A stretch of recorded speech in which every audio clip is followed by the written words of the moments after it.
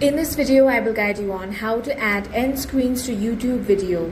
The first thing you want to do is open up any web browser and head over to YouTube Studio. Now from the left hand side panel, select content, then go ahead and find the video where you want to add end screen, then click on this pencil icon. Once you get here, select the details section. Now scroll down a bit and find the option of end screen. Go ahead and select that.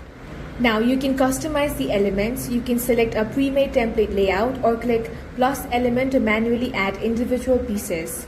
Choose from video, playlist, subscribe button or link. Now adjust the timing. Look at the timeline at the bottom of the window. Drag the edges of the element bars to change where they appear. Ensure they fit within the allowed last 5 to 20 seconds window. Review the layout in your preview player and click on the blue save button in the top right corner. In this way you can easily add end screens to your YouTube video. If you found this video useful, make sure to hit the like button and subscribe for more videos like this.